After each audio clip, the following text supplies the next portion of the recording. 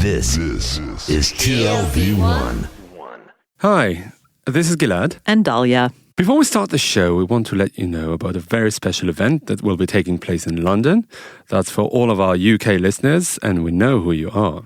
On the 6th of December, we'll be holding a live event where we'll be interviewing the acclaimed journalist Ian Black, the former Middle East editor for The Guardian. We'll be speaking about his new book entitled Enemies and Neighbours, Arabs and Jews in Palestine and Israel, 1917 to 2017. The event will take place at City University at 6 p.m. It's a free event. Please join us. Check out our Facebook page for updates. Our page is called the Tel Aviv Review, Ideas from Israel. We look forward to seeing you.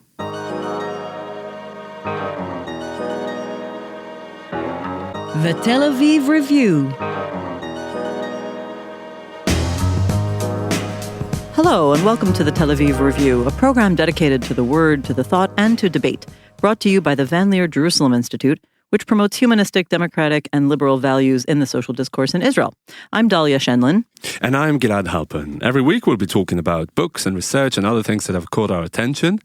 Our guest today is Professor Emeritus of Modern European History at the Institute for Advanced Study in Princeton. He's the author of several books, most recently, Expanding Blaze, How the American Revolution Ignited the World 1775 to 1848. It has recently been published by Princeton University Press. Professor Jonathan Israel, hello and welcome to the Tel Aviv Review. Hello and good morning. So tell us, who were the European intellectuals who were enthralled by the American Revolution? And did they constitute a critical mass in their respective societies and communities? Well, they were mostly intellectuals, publicists, journalists, quite a few journalists, in France, in Britain, in Holland, in Germany, actually right across Europe, several, also in Italy, were seized with a kind of Republican fervour and enthusiasm and excitement for the American Revolution.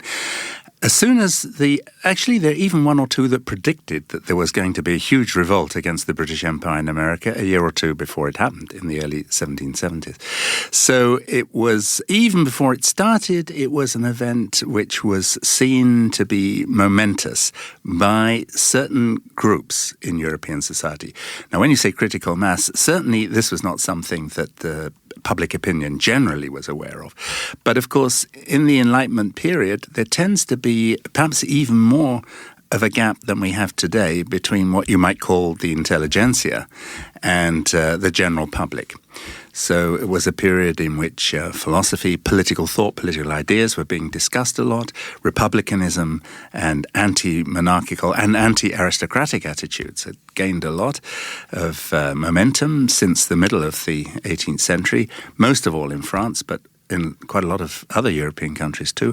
And as soon as the American Revolution began, it attracted this kind of attention and support. But these ideas were floating around Europe before. I'm talking about England after the Glorious Revolution, some Republican thinkers in France before the French Revolution. Why were these people drawn to people like Paine and Hamilton from across the pond? Back then it was an entirely different world. Yeah, I think that's not entirely correct.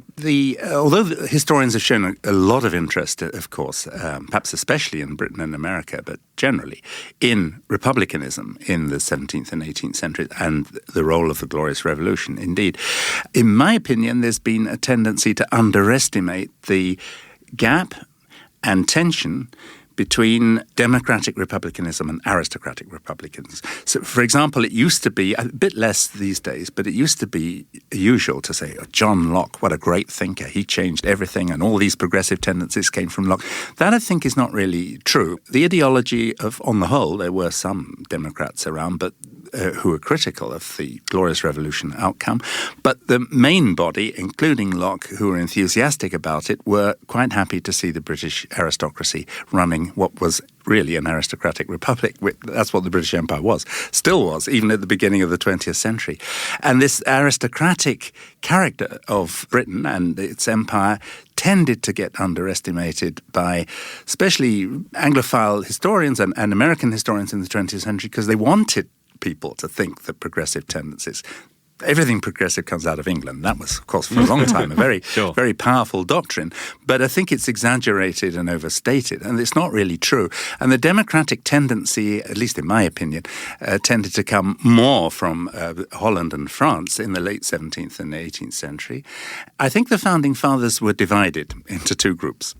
And the more conservative ones, the John Adams, the Alexander Hamiltons, the Gouverneur Morris, who became the American ambassador in France after Jefferson during the Revolution, were handpicked for their aristocratic attitudes, despite the American Revolution, very keen on Britain because the British, they thought, had the right idea as to how society should be organized. You put the aristocracy in charge, and that's it.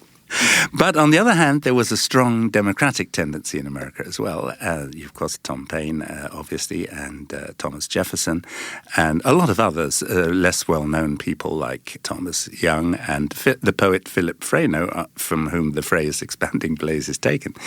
And this split becomes actually quite fascinating and quite deep and quite intricate.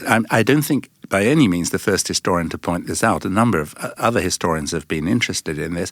Nevertheless, on the whole, it's tended to be underestimated especially by Republican-minded, more conservative American historians who always want to assert the alleged unity of the American Revolution. Well, this goes into something that you started to say earlier, and I want to pick up on, about the difference between intellectual currents that are changing in this, either more along the lines of the split you described, more aristocratic focus, or more, what we might call, well, the opposite of that. But what is the difference? You talked about how these are currents among the elites, and of course they certainly don't really reflect mass public opinion, as you said. So how can you characterize the gaps between how public opinion would have interpreted these things and the fact that this advancing democratic system was being developed essentially by an intellectual elite? Well, you see the difference and the tension between the two sets on many different levels. The most obvious one would be electoral politics and the questions of suffrage. So this was a battle that actually began first in Philadelphia, which was the real cultural and political capital of the United States during the period of the Revolution until the end of the 18th century, really. And Tom Paine, Benjamin Franklin, who was another of the Democrats and the radicals in this period, they came to power within the Pennsylvania legislature mainly because they were able to, on the basis of universal male white suffrage.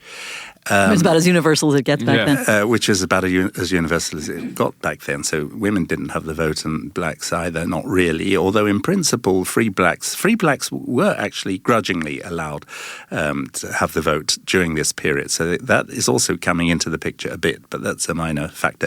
The main thing was that the farmers in the western part of Pennsylvania, the Irish in Philadelphia, and other elements who had been left out of politics before suddenly found themselves on top. Mainly because the aristocratic domination in Pennsylvania before had rested on a combination of Anglican people, kind of elite, with the Quakers. But the Quakers refused to join in the revolution. They said, out of religious principle, we don't believe in fighting. We're not going to take up arms, and we're withdrawing from the whole discussion. So they kind of went on strike and left the legislature. So Pennsylvania was the only one, actually, apart from Vermont, but Vermont technically was not in the United States. It was also in rebellion against Britain. So 14 colonies revolted against Britain, but only 13 of them were in the United States. People often a little confused about that. But the significance of Vermont is it's the only other state of the 14 that followed Pennsylvania in having universal male white suffrage. In Vermont, they also was the first state to abolish slavery outright, immediately.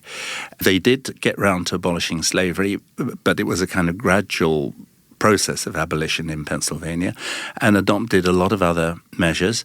They had only one chamber instead of two, because having two chambers, like the American states have now, was thought to help aristocratic ideas.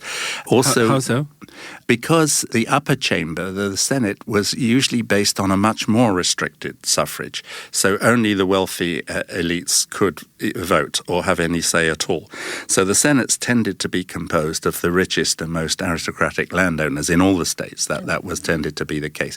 So not having a Senate at all, having only one chamber in the legislature was a sign that you were a sort Democrat. of democratic flattening of power, Another thing they did in Pennsylvania, until the Democratic Revolution or Constitution in Pennsylvania was abolished in 1790, was they thought this business of having strong state governors was also a way of sneaking in elements of monarchy and aristocracy, so they did away with that as well. But the aristocrats regained control eventually in Pennsylvania and changed the Constitution to make it look like the other American states. Nevertheless, this battle between what came to be called the Republicans were the Democrats or Jeffersonians in the late 18th century, and the Federalists, those were the aristocrats. This went on in all the states, and it was often very bitter. In Maryland, in Massachusetts, there was a great deal of trouble. Actually, Massachusetts is a very good example of the victory of aristocratic republicanism, because John Adams was leading the show there, and in fact, after a lot of quarrels and difficulties, it was decided that John Adams should write the Massachusetts Constitution all on his own in 1780. And he achieved the amazing accomplishment of making the voting suffrage in Massachusetts even narrower than it was before the Revolution, which is quite something. Less people could vote than before. I want to go back to the idea of the expansion of these ideas to other parts of the world. You draw a direct line between the American Revolution and the Dutch Democratic Revolt in the early 1780s that eventually failed. Can you take us through the development and how these ideas permeated into the people who led the revolt? Yeah, of course, the Dutch case is a rather special one because in the 17th century, in the Golden Age, Holland was the only country in Europe which was not just a republic, because there were other republics, but it was the only republic where the oligarchy, let's say, running it, were not a clearly defined aristocracy. So in the case of, say, Venice, would be a good example of a European republic, the Venetian Republic, where you have republican ideas, but you have a clearly defined aristocracy who are the only ones who are allowed to talk, to speak in the Senate, to participate in decision-making. Nobody else has a vote. Nobody else has a say. So that's the usual pattern. The Swiss cantons are like that. Geneva was like that. Genoa was like that. The German imperial free cities were like that. So the idea of an oligarchic republic was quite well established. That wasn't really that strange to 17th and 18th century Europeans. The peculiarity of the Dutch Republic was that although it was oligarchic in the sense that only a small cliques of regents were running the Dutch Republic in the Golden Age, there was no real kind of hereditary basis for their being in those positions, and it was very unclear why only these guys were running it and not other people, and then the leading people changed from time to time. And also, there was a lot of hostility to the republican forms from the public church and from large elements of the population who wanted a strong stadtholder, a more monarchical element. So there was a history of tension and conflict and instability. And in the late 17th century, some political thinkers, the most famous one being the greatest Jewish philosopher since Maimonides, namely Spinoza, pointed out that if you don't make the basis of support for the republic wider, if you don't move towards a democratic republic, the whole thing is going to collapse, which was a pretty sensible prediction. Because everybody must have the freedom to be a philosopher. Sure. Everyone must have the freedom to have their say, but everyone should have the right to criticize and to be involved in political life. And I think this was clearly understood by the late 17th century in Holland. By the 1780s, so in Holland, unlike other European countries, it was possible for democratic republicanism to become a mass movement during the American Revolution. This mattered a lot to the American Revolution because although Holland is a very small country, it was the only one other country apart from Britain which had huge numbers of ships and could supply. Remember that how were the Americans going to get their artillery, complicated weapons, grenades and stuff? I mean, they needed a lot of stuff that they couldn't make themselves and vast amounts of gunpowder. And all this stuff was shipped via the Dutch Caribbean islands to the Americans, usually in exchange for tobacco. So they needed to... Now, the democratic movement in Holland were very pro-American, and it was crucial to the Americans to secure their relationship with Holland. The trouble was that they were Democrats. So the man chosen to go to Holland to cement the union with the Dutch, John Adams, he had a real problem. He started writing back to Philadelphia and to George Washington and other leaders of the revolution. We've got a bit of a problem here. I can't side with the Orangists because they're the allies of Britain. They're supporting Britain. But they've got the right ideas about politics because they're the aristocrats. These Democrats, they're the only ones who are going to help us. So on one level, I've got to pretend to be their ally. The trouble is that they've got all these democratic ideas and they're interpreting the American Revolution in the wrong way, which is going to be a big problem for us. So the intricacies of this are absolutely amazing. There, I think I was more original in my book because the American historians, as a rule, are not very used to reading Dutch sources, which is my professional training. Of course, I read a lot in Dutch. So I was able to go into the intricacies of this more than any American historian has done. So on the chapter on John Adams in Holland, which is really intricate, I think there I was particularly proud of that as something that's new. In a way, we've been focusing on, the political power ramifications of these movements, and I want to sort of understand a little bit more about the intellectual trends of the time because, to a large extent, all of these political philosophies are able to evolve in concert with Reformation and increasing secularization, and that is related to what you call to radical enlightenment and democracy.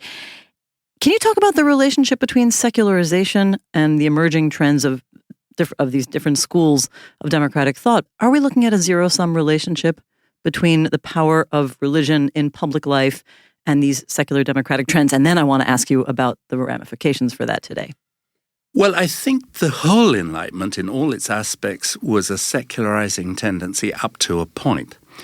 All enlighteners, they wouldn't be enlighteners if they were not trying to achieve a more tolerant society, a society in which religious authority had less weight in politics, and a society in which religion was it carried less weight in education. They wanted education to be less dominated by the clergy. Specifically scientific education? All education. All education. I mean, this was, I think, a pronounced tendency of the Enlightenment as a whole.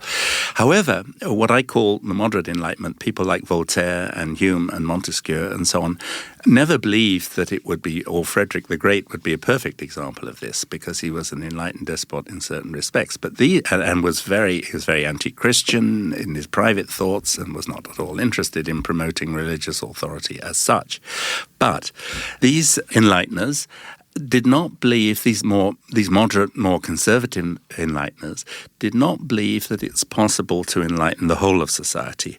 Actually, in one place, Voltaire actually puts a figure on it and says that we might be able to enlighten 10% of society, but we will never enlighten the other 90%. And this would be a typical... I love reducing human political and social dynamics to statistics. Some people make a career out of it. Some people do. Amazing. Amazing they can get away with it. And this 90%, unless you want, your coachmen or your servants to be robbing you left, right, and centre, and pillaging and theft to be going on all over, they have to be guided and disciplined by religion. There's no other way to keep the masses in order. So they perfectly well embrace using religion as a tool of social control, but as long as it doesn't touch my preferred mode of education. So the secularization of Voltaire includes leaving the majority of people under the control of the clergy in as far as they get any schooling at all, and in terms of their moral attitudes and views about the world and society. Of course, that strengthened the monarchical tendency. So the moderate Enlightenment was not trying to get rid of monarchy or aristocracy. On the contrary, Voltaire said, if our Enlightenment is going to succeed, it has to succeed in alliance with the courts and the kings and the aristocrats, and not by supporting republican tendencies rising up in opposition to kings. And so a deep split opened up, especially after 1770. It's hard not to sort of characterize this as a love me, I'm a liberal kind of split, sort of let's do it a little bit. But could they not see the contradiction that if you have the masses of people, 90% or whatever it is, who are essentially still guided under religious thinking, isn't there a fundamental contradiction that ultimately undermines those people's commitment to certain democratic principles, what we consider today liberal principles. But these moderates were not Democrats. That's right. the point. Okay, I realize. So you yes. leave the 90% under religion, but you make sure they have no political power. All political power should lie with kings and aristocrats, and absolutely no political power with anyone else. That was their ideal. Okay, well, I just want to make sure I understand. And that was the novelty of the democratic part of American republicanism. They were really the first to speak out in this sense? Well, they were the first to bring it into practical politics, but they were not the first to develop the theories. No, they were not really even the first to bring it into practical politics. According to my understanding of modern history, and I ought to stress that many or most historians would violently disagree with me, and I've had a lot of controversies and arguments over the years about this.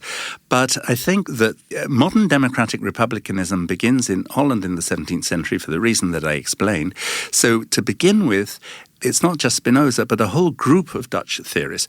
Peter and Johan de la Cour are somewhat famous in this respect. There you see very clearly, and that's before Spinoza in 1660, and if you read Johan de la Cour, you see already how the battle between aristocratic and democratic republicanism is something that has suddenly become a very powerful element in the Dutch situation. Franciscus van den Enden. So Spinoza was by no means, I wouldn't want anyone to have the impression he was the first to think in terms of democratic republicanism. It's just that he was a much greater figure than these others and was perhaps able to express it more forcefully in certain respects. Although I would say that actually these other people, Van den Enden, also Adrian Korbach, often expressed the point maybe not as concisely or as well tied into general philosophy as with Spinoza, but actually with more emphasis and with more force, and in the Dutch language, which Spinoza didn't do because he was writing in Latin. I still am curious about how this split manifests itself in later contradictions in American life. And you have sort of a quote that I think encapsulates a lot of the arguments of the book, which is, I'll just quote it here, "The American Revolution's global impact was a matter of example and inspiration, providing a new ground plan for human society. But this in turn raised issues of how far the revolution had fulfilled its own promises at home." Yeah. Is that intended to, again, express the tensions between those two evolving forms? Absolutely, because the Europeans had no need for the aristocratic republicanism of the American Revolution. They already had plenty of aristocratic republicanism in Europe. They had all these other examples. The Swiss cantons were perfect examples of European aristocratic republicanism. So the kind of thing that actually George Washington himself, as well as Hamilton and Adams and the others I mentioned, were trying to form in the United States was of no real interest in Europe. So in Europe, the American Revolution, in inverted commas, that mattered, the one that inspired people, was the American Revolution that George Washington and many of his colleagues were trying to extinguish. This is a great paradox and irony of the American Revolution. And that's precisely what John Adams was so worried about when he was the American ambassador in Holland. The correct American Revolution is the sort of thing I stand for. That is to say, an America ruled by aristocrats, in which the vast majority of people, white, black, or female, play no role. That's how society should be run.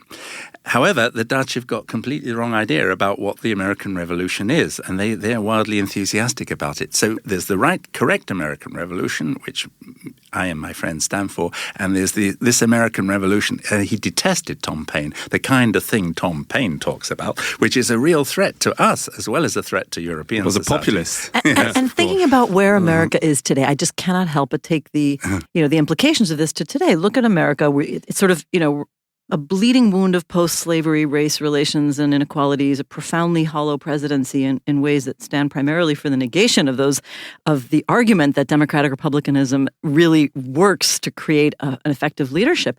Is there a contradiction or even a negation of the democratic republicanism version of American Revolution? I think they became very aware of the contradictions involved here, or the difficulties involved here, and they saw it as a tragic situation, especially when the French Revolution started to go wrong in the early 1790s.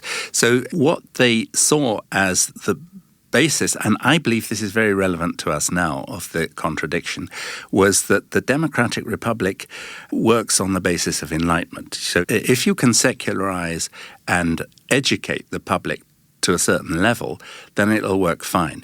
If your public remain basically in the arms of superstition and credulity, that's to say, guided mainly by religion, then it isn't going to work. So you've got a battle on your hands. And I think this was the tragedy. I'd just like to give the example of the famous French philosopher and a democratic Republican, Condorcet, who was one of the leaders of the French Revolution and very prominent in the Brissotin faction, who were radical enlighteners, democratic Republicans. They lost control and were more or less overthrown by the populists. So that's to say Robespierre and his friends, the Montagnards. So populism should be defined not just in terms of levels of education, but what is really characteristic about populism in the French Revolution is the idea that since the ordinary person is the one who has the right ideas, there can only be one right way of thinking, that is a kind of undivided whole. Therefore, you shouldn't have freedom of the press. There shouldn't be different opinions.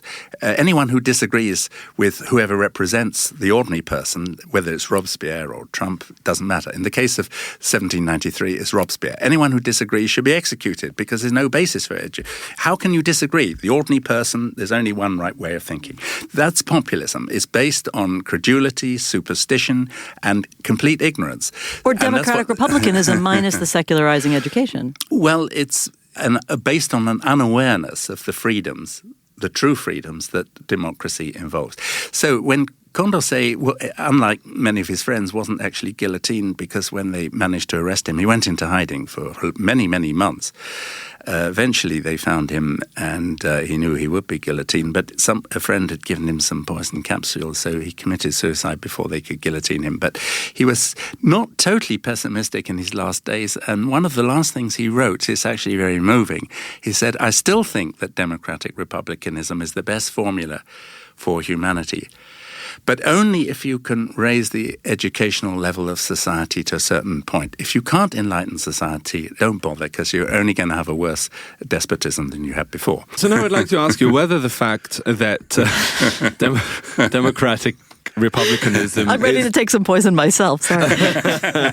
No, well, let me flip that into a more optimistic trajectory.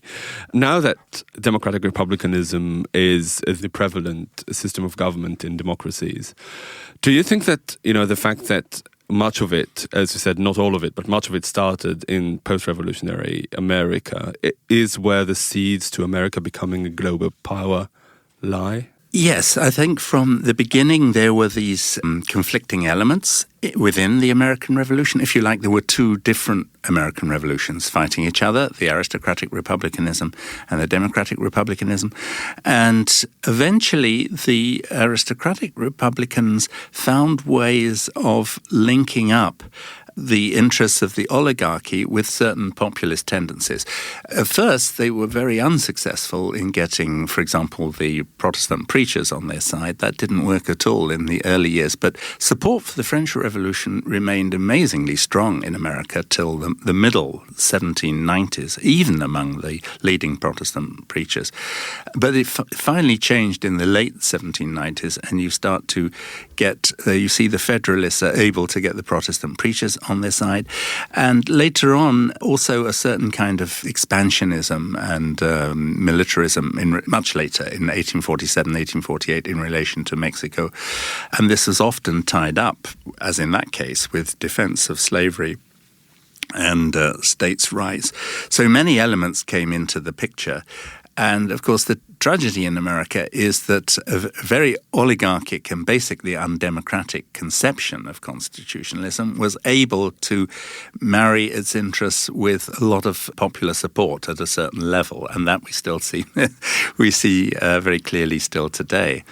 And, it's a story which, of course, many things have changed since the 18th century, but I do see certain very significant continuities as well. I want to ask you something about the historiography of ideas that you talk about here. You express with great indignance how the term liberal has typically been employed to describe the 18th and early 19th century, whereas nationalist and nationalism is generally the characterization of the 19th century. Why do you think this is so misleading? Why are you so antagonistic to this approach? And are you implying that the two are not so zero-sum? Well, I think liberal is a very problematic term, at least how historians use it when discussing the early 19th century. Firstly, because they say there was, a liberal tendencies in the 1848 revolution in Germany or Hungary or wherever, as if they're saying something significant, whereas that phrase includes both the aristocratic Republicans and the democratic Republicans, and it sort of glides over the real conflicts and disagreements, which makes it worse than useless. It makes it positively misleading. So that's one reason why I'm very hostile to it. Another reason is that it's often used to make the early 19th century look different from the late 18th century, which is very peculiar. The idea that the Enlightenment is an 18th century thing and it doesn't continue in the early 19th century, I find distinctly peculiar. I mean, what is Napoleon if not an enlightened despot?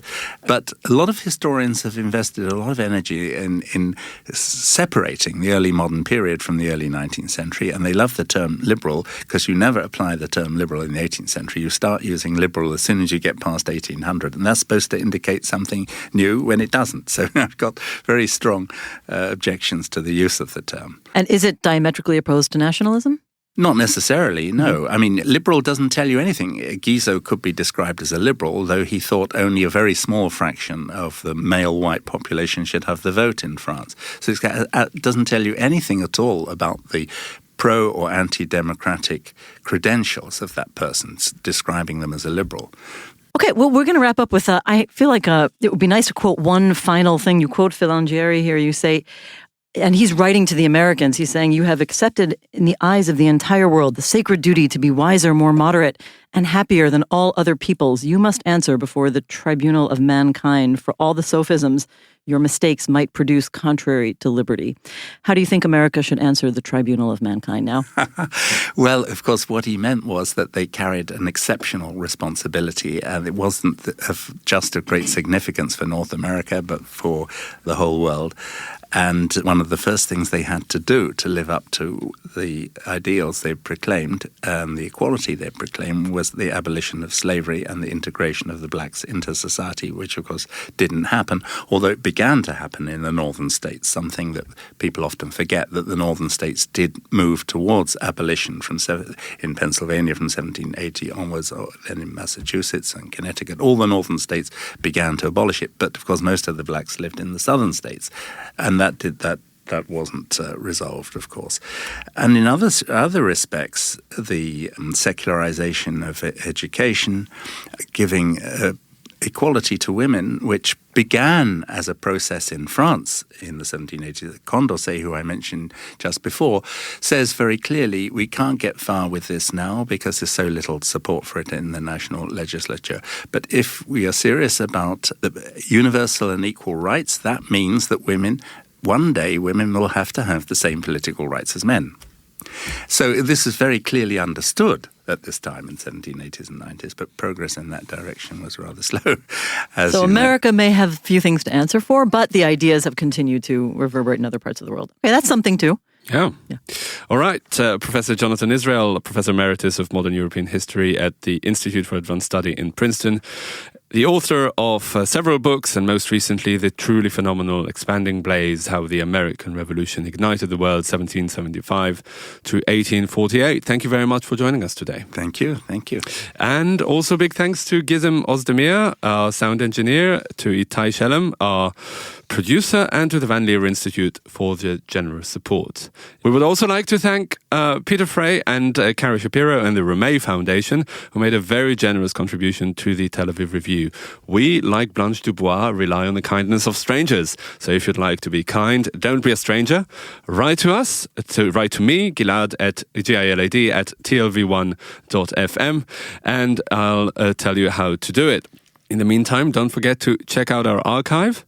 It is on www.tlv1.fm/podcasts. There are almost 400 interviews to keep you busy, annoyed, and entertained. Like us on Facebook. Our page is called the Tel Aviv Review Ideas from Israel. Follow me and Dalia on Twitter. Join us again next week for another edition of the Tel Aviv Review. And until then, goodbye.